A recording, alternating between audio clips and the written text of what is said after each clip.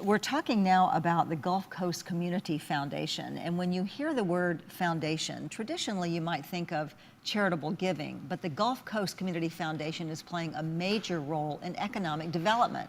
Not quite so typical for the ones you would think about. Joining me today is Teri Hansen. She is president and CEO of the Gulf Coast Community Foundation. Teri, welcome. Thank Good you. to have you here. Thank you. And you are the largest community foundation in Florida? We are. That's quite a distinction. Thank you. So tell me what the foundation does. Well, our mission is to transform our region through bold and proactive philanthropy. So we do that through a myriad ways, but what we do is look at what the needs are in the community. So when the Great Recession hit, immediately it was just to provide stopgap funding. Funding for nonprofit organizations that help the folks who were unemployed, who needed things, the arts organizations that don't receive government funding. Funding was drying up because people were holding on to their philanthropic dollars. So we reacted to that. And then as we started to tail out of this recession, we've been focusing on workforce development and economic diversification. So that's been an important piece of what we do because that's what our community needs. So I don't know how recent this figure is, but $124 million in grants invested in the community that you have been able to provide. Right. Is that fairly recent? So that's been since we started grant making in 1996. Okay. We were born in 1995 with the sale of a hospital. We're created as a community foundation. So now the funds from the hospital are just one component, about a third of our annual grant making.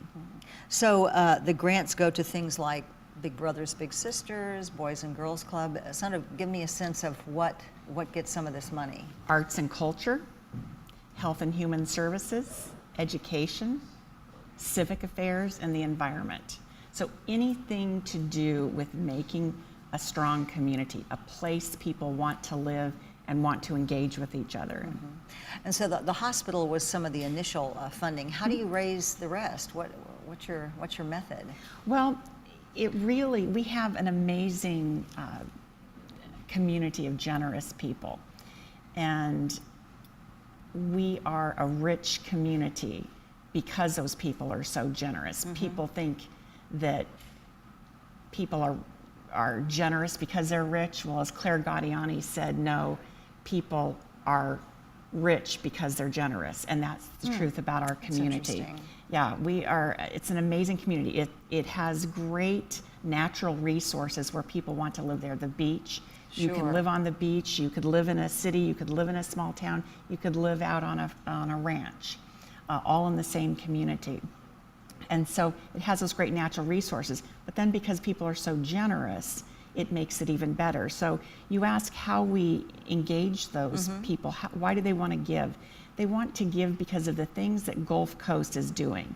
Once I got a donor from Siesta Key who called and said, I really like what you're doing. Can I help somehow? And so that's the call you want to get exactly. every time. We engage our donors in the work we're doing. And right now we're focusing on economic diversification and strengthening our workforce because that's what our region needs more than anything. Yeah, so I mean, you say you're really not a typical community foundation in that you support the economic development of the region. So when you say workforce development, is this the career edge you're talking about? Or tell me what you were referring to, and then we'll go to that. So we're not typical in that we really work to leverage the resources of our donors, national funders, to focus on the things that are going on in our community. And then we try to transform the issues. And so we bring flexible funding in and then create unique partnerships. In any community, you've got the private sector, which are corporations, the public sector, which is the government, then we're the independent sector. Got it. So we can bring them all together to focus on an issue and bring the resources together. Okay, so how are you bringing the resources together to match the skills of the people who live in the area with the businesses and what they want? Isn't that part of your mission as well? Right, so Career Edge was one of those things. We were contacted by the Knight Foundation down in Miami who wanted to work on workforce issues in our region. So we pulled together local funders and national funders, in addition to Knight, to figure out what best works in our region. So in the Great Recession, we found out that there were jobs, good, high-paying, mid-level jobs that were vacant. Really? Everybody said, oh, that's all this unemployment, there aren't any jobs. There were jobs, were sitting empty, vacant, but there weren't the workers with the training to be in those positions. They didn't exist, or they didn't know that these jobs were available? They didn't exist with the kind of training Okay. that so let's take a nursing home. Okay. And you've got a woman who's been a great employee. She comes to work on time every day, ready to work, positive mental attitude, and she's at the low level, the entry level Right. position. And in that same nursing home, they have some technology that they're implementing in to basically take an iPad and have the technician put the information in and have Right. it go to the hospital so that the hospital's connected up with the patient's But she nursing home. doesn't know how to use this She doesn't yet. know how to use it. Okay, got it. So our Career Edge, what it does is train people already employed in that organization to move up into Oh the my better gosh. paying jobs. What a great idea. And then the entry level positions are open for people to come in without the training. So it's all about moving people up the economic ladder and giving them the training and giving the employers the employees they need. I love the fact that you have taken, everybody in this political climate is all about jobs, job creation, job creation. Right. Governor Scott has said job creation. Everybody is saying it. And as a community foundation, to take this on as one of your missions is really kind of interesting. And that I don't know if is typical. That seems a little outside the norm of what you'd expect. Community foundations can be at either end of a spectrum, more like us where you're into transforming your region, or very donor focused. All community foundations go back and forth that spectrum a little bit, but they typically have their mission weighted in one or the other. We're all about the community, and because we're all about our community and transforming our region, donors want to participate. Now, you mentioned arts and culture, you mentioned health care. What in arts and culture do you help fund or promote? About 2 years ago, we did what we call an environmental scan to find out where we can best help the community in each of the areas. In arts and culture, it was about connecting the arts organizations with each other so that we can leverage the resources they have to better serve the community.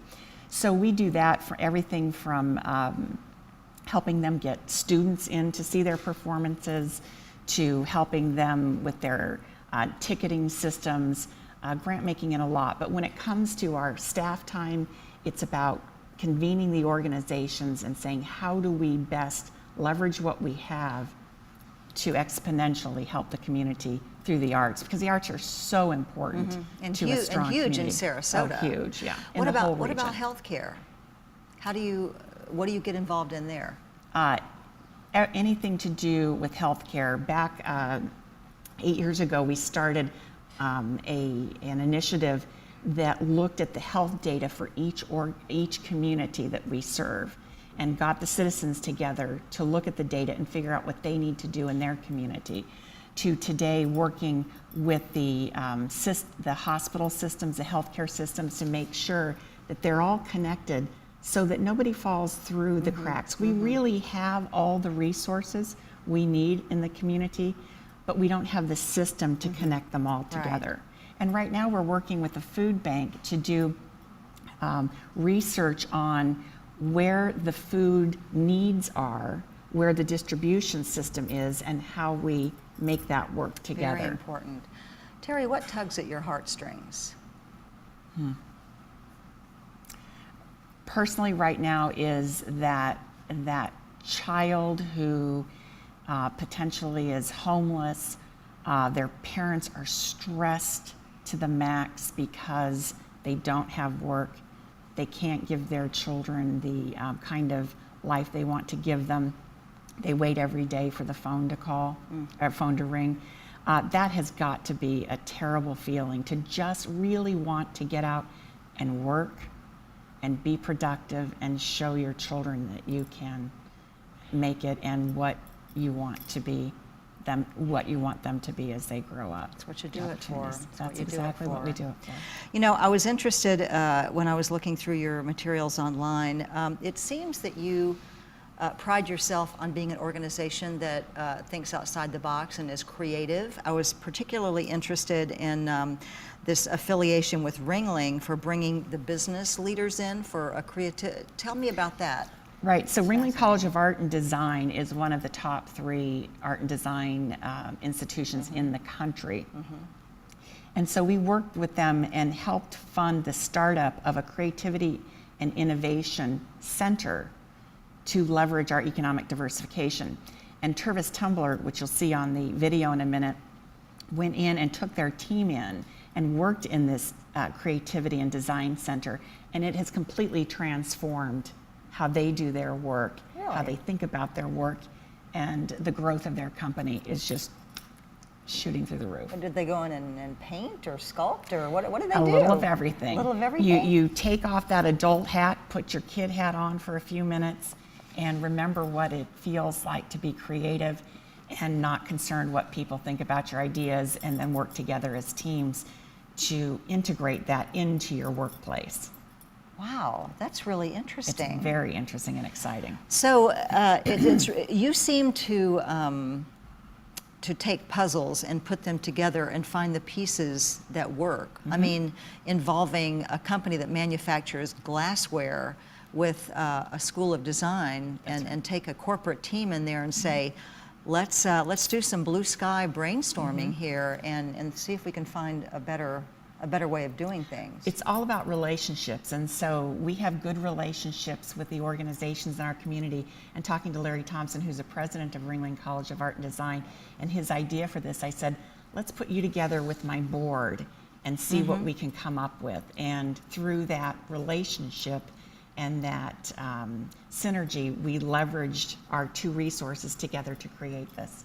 It's a great creative job. Very creative. I mean, I envy your position. You have a good time. I do. You know, everybody today, the buzzword in the state of Florida, probably everywhere, is STEM. Yes. So tell us what STEM is and how you got involved in that. Science, technology, engineering, and math. We always fund education, but we want to do it in a systemic way, and that really affects how teachers teach and how students learn. In this case, we wanted to transform how teachers teach science and math. So we created the STEMsmart initiative, and if you go to STEMsmart.org, you'll see a great deal of resources and what the initiative looks like. But it is, the greatest thing is you've got that 8th grader who otherwise thought, oh, math, oh, science. Right, oh, Shakespeare. I'm not good at it, I don't like it. Wake up and realize that the world is science and math, and take real world problems into the classroom and give them the tools to figure out what it's all about, and they get excited and connected with their own world, which in 8th grade is a great thing. So it's in middle school and in high schools, and we have STEMsmart classrooms, which the students are working together in the classrooms in little pods with a big computer screen and a probe. So we want to know, how much acid's in your coffee. We can stick the probe in. The students see it up on the monitor, figure out the calculations to do it. They go to their math class. We provided that in the classrooms. And the teachers, how to teach it. The teachers are so amazing. They are so charged up about the ways they can now teach science. Then we go to the math class, and you get a little handheld, and someone's taken a picture of the Ringling Bridge, and the teacher hasn't loaded it up in there, and you're figuring out the weight load of it and the angles in a way that makes sense to them, because they see it every day. It's the real world. How much does that bridge weigh? How long is it? You're doing math right there. Instead of how we learned, where you're going through the little workbooks and the paper, and it's boring and means nothing. Maybe that's why I can't balance my checkbook. Amen. Even online That's what anymore. husbands are for. That's what husbands are for. Listen, I want you to know, I know you're very proud of your community. We sent our reporter Alana Tesher down to Sarasota. I want to give you a little taste of what it's like to work and play there. If we can cue up that video, might be fun to watch.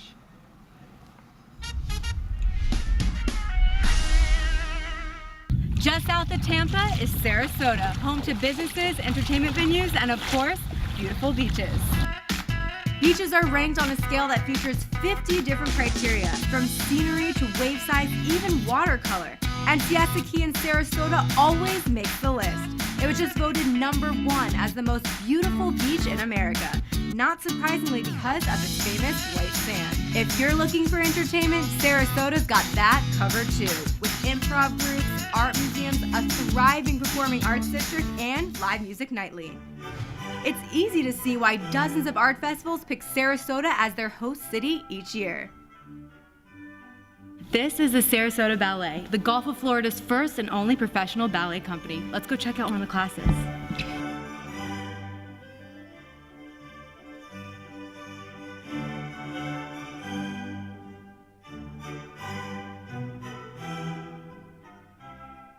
Basically, just kind of follow along. Mostly you should have to ballet the whole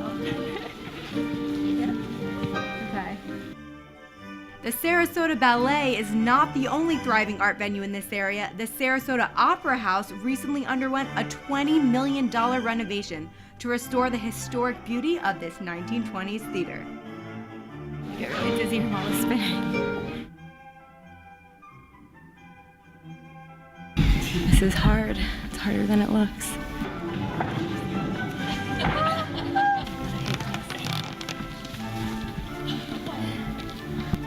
Come on. I'm gonna fall on my head. That's what you My right leg goes on top. Yeah. So it's like crisscross applesauce. Yeah. Anyway. Did I do it? Thank you. You didn't drop me. Tutus. Those dancers are amazing. They make ballet look so much easier than it is. Trust me, I am not a ballerina. And if it's business you're looking for, Sarasota's got that too. We're here in Venice, Florida at Tervis, where they make Tervis drinkware. They have over thousands of customized designs, accessories, and emblems. Let's go check it out. For all kinds of businesses, Sarasota is one of the most popular meeting destinations in the world. So when business leaders need a diverse selection of venues to gather their top executives, they turn to Sarasota. They told me to find the Florida emblem. There's 45,000 in here. I found a panda. This is kind of cute. Not Florida. Oh my gosh, here it is. I passed this like 80 times. Here's the Florida emblem. I did this. That's it. I just made my very own mug at Tervis. It was so much fun. Now let's head to the Tervis store and do some shopping. Hello Kitty. Sesame Street. My school. Ronald's. My favorite flower. I want everything. As you can see, there's more to Sarasota than just beaches, but doesn't mean they're not great. That's a wrap.